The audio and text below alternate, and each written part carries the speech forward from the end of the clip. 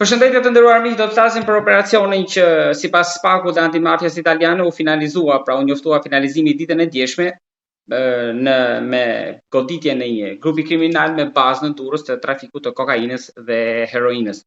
Miliona euro të sekuestruara dhe pasuri, lidhje të cilat duke se shkojnë deri larg, por për të folur për sistemin e këtij, si funksiononte ky grup kriminal, do të kemi të ftuar zotin Vledar Beko, ish prokuror avokat. Zoti Beko, përshëndetje dhe faleminderit. Përshëndetje, faleminderit ju.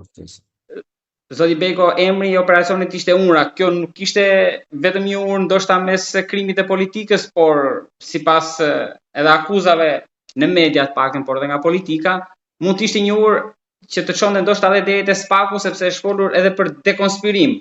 Ka pasur akuza të shumta për shkak se edhe policia ka deklaruar Ilir Prota, drejtori i policisë, si e mori vesh vetëm 24 orë përpara. Pra kemi një mosbecim, kemi dyshime të forta për një grup kriminal që sipas një pjesë të analizëve në media mund të ishte finalizuar që në shkurt. Juve ju ngjall dyshim e gjithë kjo? Tashti emri Ura në përgjithësi këto emrat e operacioneve janë emra që vendosen kryesisht kur janë operacione të huaja, i vendosin të huajt, kurse këtu në Shqipëri, me sa kam informacion, është një seksion, nuk po them një drejtori e veçantë në drejtorinë e policisë, e cila vendos emrat e operacioneve. Kjo është shumë interesante. Pra ka një seksion veçantë. Po, që është pjesë. Por fakt, në kuptimin shqip, Ura ka një simbolik i cila lidh dy brigje. Dhe ndofta në këtë kuptim do jetë vendosur edhe emri, e kanë vendosur autoritetet e huaja gjyqësore, kuptimin e jo vetëm të marrëveshjes, por edhe jo vetëm mes marrëveshjeve të krimit, por edhe marrëveshjes të organeve të shtetit.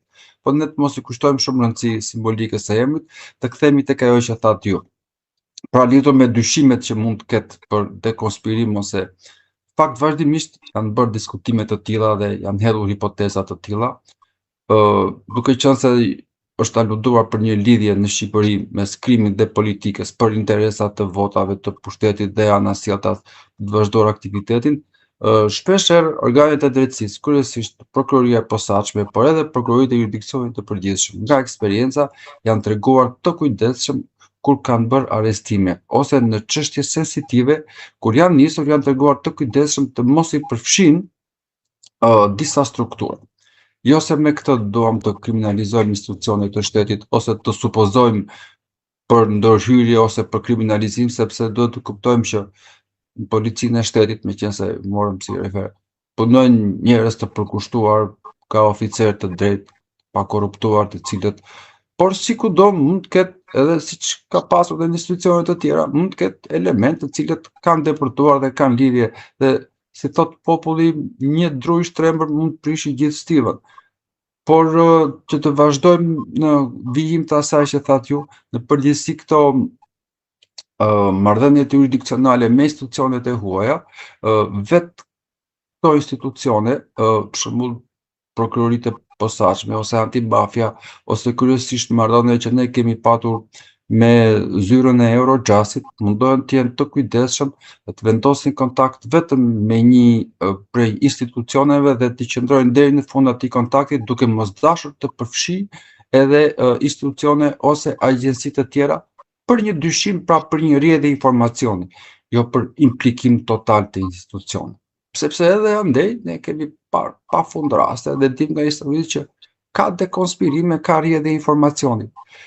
Pa që të mos zgjatem shumë dhe në rastin konkret, këto kështu janë zhvilluar në formimin tim, me aq sa arrita të kuptoj nga informacioni që është dhënë në media dhe pata mundësi ta dëgjoj, pata kohën, ne arrim të kuptojmë që kemi një transferim çështjeje penale, kryesisht nga një autoritet i huaj në një autoritet tjetër për kompetencë toksore dhe lindore. Ndodh shpesh që një organ i drejtësisë, për shembull një prokurori i një shteti, kryen hetime për një vepër penale që ka ndodhur në një shtet tjetër ose që është ndërlidhur me të, dhe pasi bën një marrëveshje me organet gjyqësore të këtij shteti, vendosin që t'i transferojnë dosjen dhe në rastin konkret mund të kemi transferim të pjesshëm ose të plot të kësaj dosje në kushtet që shumica e masave të sigurimit, me sa më rezulton, janë nxjerrë nga gjykata e posaçme. Këtu Dhe materiali ka ardhur nga autoritetet gjyqësore të drejtësisë antimafia së Barit. Pra ata kanë bërë takim paraprak.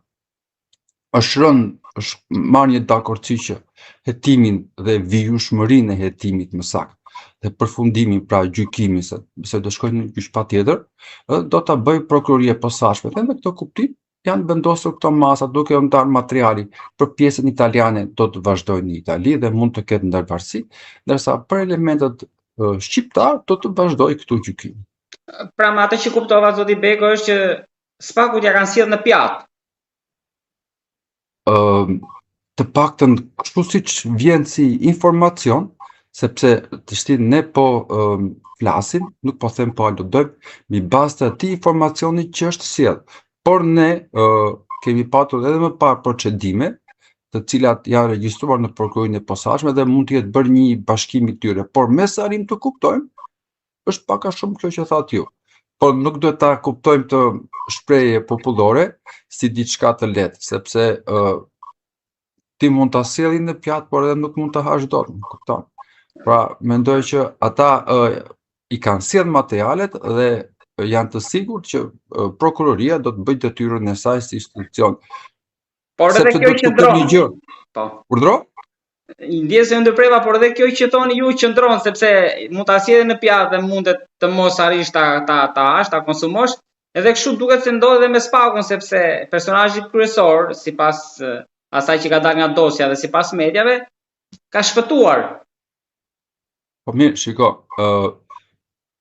nuk është ky mendoj problemi që pse mund të shpëtoj një person, sepse dëgjoj vazhdimisht që ngrihet kjo si problematikë. Është disata për spam. Berisha e ka listuar të paktën. Nuk po hyn politik, po thjesht po referoj. Shiko, dua të flas jashtë problematikës, jashtë emrave. Pra, duke munduar që edhe ju të jeni në rolin e punonjësve të drejtësisë. Rasti se një përfaqësues i organeve të drejtësisë i cakton mas sigurimi një personi, arrest në burg, nuk mund të kemi kur një kompromis mes tyre. Se masa sigurimit arrest në burg është masa më e rrëdhtë dhe ky person nuk mund të shpëtojë dot arrestimit kapje. Si rregull është pothuajse pamundur. Shumicën e rasteve këta persona do të kapet një ditë, sepse dënimet do jenë të ashpra. Në këtë fazë të gjithë personat prezumohen se janë të pafajshëm. Pra, janë caktuar masa sigurimi, nuk kemi vendime dënimi, kemi vetëm masa sigurimi për shkak rrezikut të ikjes, si thatë ju, dhe sigurimi të provave. Pra, drejtësia prezumohen se janë të pafajshëm, pavarësisht se mund të arrestohen, të keni të qartë. Por të qëndrojmë kësaj. Pse ka ndodhur kjo situatë që një pjesë e personave nuk janë kapur? Të gjitha versionet mund të ngrihen, por nuk mund të themi që është faji organeve të drejtësisë. Si rregull ne kemi parë që shumë persona që janë fshehur, janë kapur edhe pas 20 vjetash. Dhe fshehja, largimi është një barë shumë e rëndë për atë person, për familjen e tij. Sado kushte ekonomike ose situata të ketë, ai krijon pasojë, ai krijon një stres. Por që t'i kthehem te kjo, pra të ta përfundoj. Momentet që një përfaqësues i akuzës cakton mas sigurimi, arrest në burg një personi dhe ka vullnetin që çështjen ta çojë për gjykim, unë nuk e çmoj kur si kompromis, sepse në fund fare do kërkoj dënimin e atij personi dhe nuk ka çfarë të kompromisit të bëj më me të kur mund ta dënoj. Flas për punonësit e prokurorisë, po edhe të gjykatës. Por tani a ka rrjedhje informacioni? Pse do ta marrim ne që kemi rrjedhje informacioni këtej nga Shqipëria? Se gjithçka do të implikohemi ne. Ne nuk e dim. Ju mendoni që ka rrjedhje? Pra nuk përjashtohet që mund të kesh rritë te dakulat edhe me ata në Adriatikut dhe informacioni mund të ketë dalë andej. Po ne nuk e dim. Fakti që është shvendosur sepse dosja do ketë ardhur më njëherë. Dosja është dërguar në sekretari, ajo është dosje fotokopjuar, më pas është çuar në gjykatë, është kërkuar masa sigurimit, është mbajtur disa ditë nga gjykata për vetë kompleksitetin e çështjes që është çmuar. Çdo emër, çdo person ka atë që quhet individualizimi i masës së sigurimit, ka përgjegjësinë e vet. Dhe kjo ka marrë kohë nga gjykata. Pra, nuk është se janë veprime që kanë ndodhur për 2 ditë. Në gjithë këtë që listuat zoti Beko, lutem më thoni dot parafërsisht në parim. Sa veta e marrin janë në DNI për një mas sigurimi? Në një rast të tillë analog për një dosje që vjen e zënë nga Belgjika ose nga Hollanda.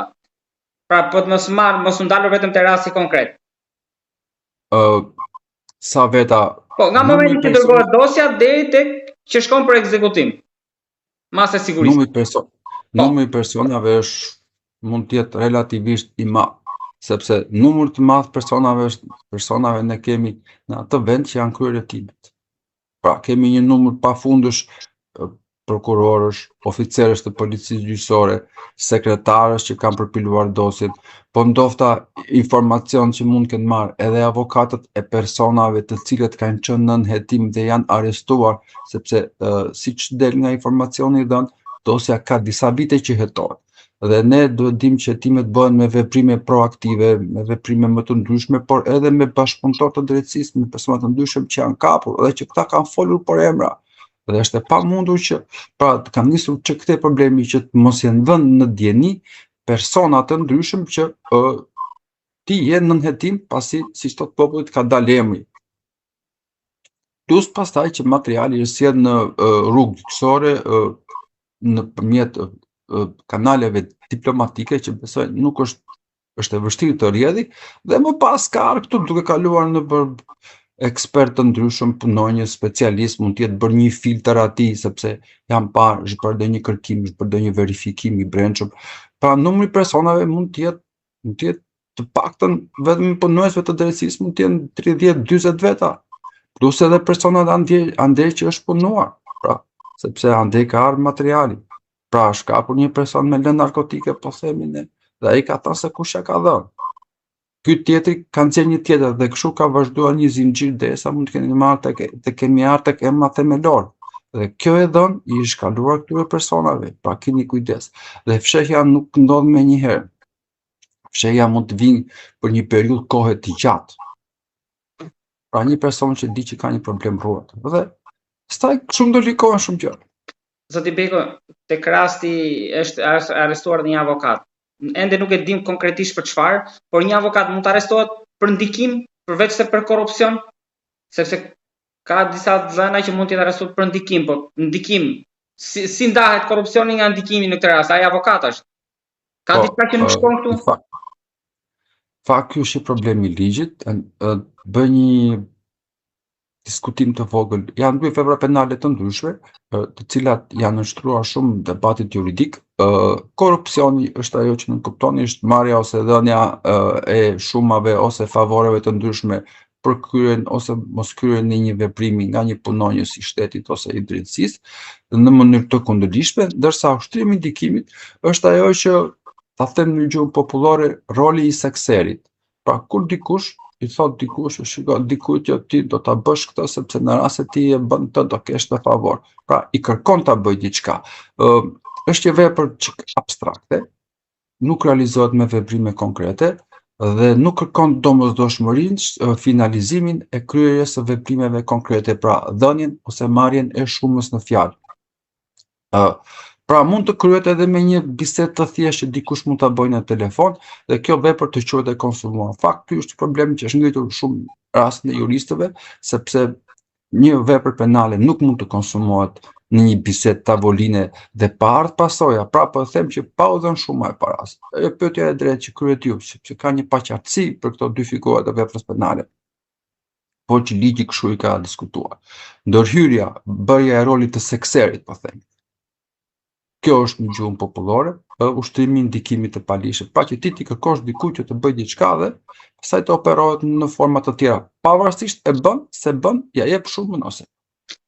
Por që për avokatin nuk ka një informacion të saktë, do që ka qenë një avokat me reputacion, i përgatitur, e kam njohur, dhe me thënë drejtën më erdhi shumë keq që është ndodhur në këtë situatë.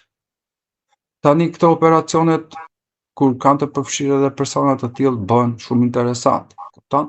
Dhe fryma kryesisht e ardhur edhe nga autoritetet e huaja është e tillë që sa më shumë të ketë të përfshirë persona të ndryshëm të jashtëm, jep më tepër rëndësi, pompozitet dhe bën më kështu intrigues këtë si grup të strukturuar kriminal, sepse edhe ato kështu kanë praktikat, një avokat, një punonjës shteti, një kryetar bashkie. Po, edhe që të krijojë ai imazh. Zoti Beko, po për kohën e finalizimit të një operacioni, se ka pas diskutim në këtë pse u la pas zgjedhjeve, vendos vetëm një rapal me konsensus apo si? Tashi këtë nuk mund ta them, nuk mendoj që drejtësia ka kështu afate dhe kohë zgjedhje ose qëndrime të tilla. Duke qenë se aty ishin përfaqësuesit të autoritetit të huaj, të cilët kanë drejtuar hetimin, po themi në një kuptim, sepse materiali është përpunuar prej atyre siç na vjen informacioni neve, mendoj që janë ata që kanë vendosur, sepse masat e sigurimit kryesisht janë bërë prej tyre dhe më pas janë sjell këtu një pjesë për të ekzekutuar. Dhe kanë qenë në një marrëveshje për të kryer në një kohë të caktuar.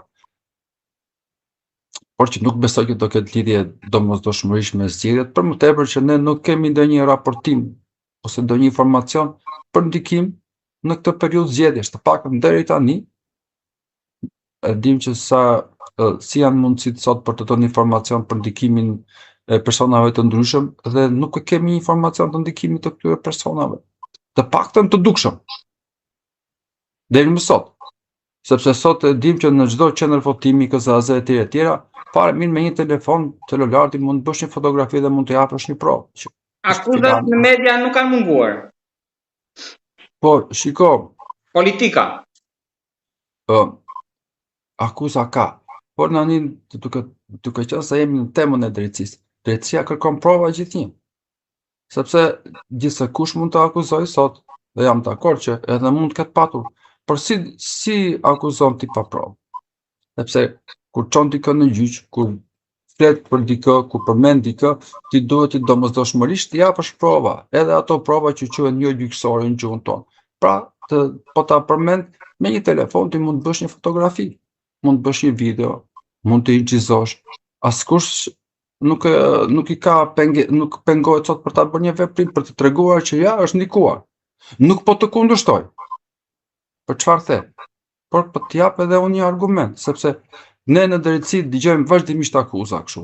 Ky këtë, pa dhe provoje. Dhe kjo është problematika sot. Zoti Beko, nga koha që ju periudha që keni hetuar drejtuar hetimet për grupe të caktuara, deri sa u informuat në media normalisht, por edhe me burime të tjera për këtë dosje, ju ka bërë përshtypje si ka avancuar krimi? Pra tani jemi dorë e parë prej shumë vitesh që shkojnë vetë në Ekuador, drejtohet rrjeti, pra i gjithë zinxhiri, i gjithë struktura. Ne në fakt kemi patur hetime, sidomos në qytetet port, vazhdimisht për fenomene të tilla deri dje Shqipëria ka pas luftën kundër këtij fenomeni kryesisht në daljet. Edhe rastet e para në hyrje në portet tona janë konstatuar para disa vjetësh dhe vërtet kanë qenë raste të panjohura më parë, janë në ato forma që janë raportuar dhe nga media, që si janë shfaqur nëpërmjet ngarkesave të ndryshme, kanë qenë forma të sofistikuara për ne dhe kanë qenë praktika të panjohura, ndërsa për vendet të tjera, të cilat kanë patur praktika të mëparshme, nuk kanë qenë të reja dhe është marrë një eksperiencë për tyre për të ditur si luftohet, sepse duke ardhur në ngarkesat me mallra të ndryshme të kërkuara nga subjektet, ka qenë e vështirë të përcaktohej përgjegjësia penale, se ishte përgjegjësia e subjektit që porosiste atë ngarkesën me mallra, pra ishte ai që kishte bërë këtë aktivitet apo ishte dikush tjetër prej andej. Por që është bërë një punë, mendoj goxha e mirë edhe me autoritetet gjyqësore të këtyre shteteve, që mendoj që në mënyrë të padrejtë ne i kemi quajtur shtete të parëndësishme dorës së dytë, por që kanë patur një bashkëpunim të shkëlqyer, mos në krahasim me disa shtete të tjera që ne kemi elaboruar dhe i marrim shembull. Këto shtete të vendeve të largëta të republikave, të tilla që i quajmë Republika Bananesh, ndoshta pa të drejtë, fakt kanë patur një bashkëpunim jurisdiksional shumë të mirë me ne. Pastaj problematikat e brendshme janë problematika që mendoj që i has çdo shtet në luftën kundër krimit, sepse problematika kemi si në këto vende, ashtu edhe në vende të tjera të zhvilluara ku ne dim që kapen ngarkesa të jashtëzakonshme me lëndë narkotike dhe siç edhe dim që kalohen shumë të tjera që nuk kapen. Zoti Beko, edhe diçka të fundit kam, ju lutem m'jepni një mendim tuaj, ju keni koleg normalisht, edhe do t'regoni i kujdesshëm, por në anën profesionale dhe me ato që keni parë deri tani, po bën 6 vite, spaku për ju, është më shumë se numra? Më shumë se rezultate, më shumë se numra, në çfarë Jo, kuptimi? e kam fjalën edhe nga operacioni i fundit, 52-40, ndërkohë që peshku i madh sipas u iku nga duar, pra ndoshta jo vetë spaku, sa është bashkëpunim, sikur ju e thatë edhe më lart janë shumë persona, 40 e më shumë që kanë qenë dieni. Por e kam fjalën, është statistik apo jo? Po mendoj që nuk është statistik. Ne duhet të kuptojmë që në këto kushte që jemi, organet e drejtësisë bëjnë një punë shumë të mirë. Po ecin mirë, nuk është e lehtë që ti kërkosh njerëzve sot që të dënojnë persona të rëndësishëm ose të marrin hetime në një kohë që ne jemi në kushtet e një pasigurie juridike ose punonësit e drejtësisë janë në kushtet e një pasigurie juridike që nuk e përmend askush. Gjithsekush kërkon rezultate, por nuk e shikojnë që sot me ndryshimet e politikës bëhen qëndrime nga më të ndryshme Shqipëria vazhdimisht është përfshirë në reforma, siç ndodhin reforma në fushat administrative e në fushën e drejtësisë. Ka reforma të dukshme, po edhe të tjera të brendshme të padukshme. Dhe këto reforma prekin kryesisht njerëzit, njerëz të cilët kanë dhënë kontribute, kanë dënuar, jo të gjithë ato që kanë qenë në prokuroritë e posaçme ose në prokurorinë e kryerit të rënda, janë njerëz të cilët mund të anatemohen edhe mund të quhen të lehtë për të sulmuar në këtë kuptim që gjithë në prokurorit kanë bërë punën e tyre. Çdo vepër penale ka patur rëndësinë e vet. Edhe prokuroria e posaçme ose krimi të rënda ka dënuar persona me burgime të rënda, por mos harrojmë një gjë që veprat penale të vrasjes para mendim vepra penale të rënda të krimeve të cilët parashikojnë një burgim 10-15 vjet ka qenë kompetencë e prokurorisë jurisdiksion të përgjithshëm. Dhe janë dënuar pafund dhe ju keni raportuar pafund raste dënimesh me 15-20 vjet, të cilat janë të barazëvlefshme me dënimet që jepen nga gjykata e posaçme. Kupton? Plus problematika të ndryshme për persona të ndryshëm hetime. Pra, të gjithë kanë bërë punën dhe të gjithë janë në kushtet e një pasigurie në funksion të detyrës dhe kështu duhet ta trajtojmë. Por që mendoj që rezultatet janë të mira. Nuk është e lehtë që të luftosh sot gjithsekush flet për tjetrin, por që të ulesh në karrige, të marrësh vendime, të nënshkruash, të vesh në shtëpi, të dalësh, të krijosh jetën, nuk është e lehtë. Paktën perceptimi i medias mendoj që gjërat sot po ecin. Me këto problematikat që ka shteti. Zoti Beko, faleminderit shumë. Faleminderit juve.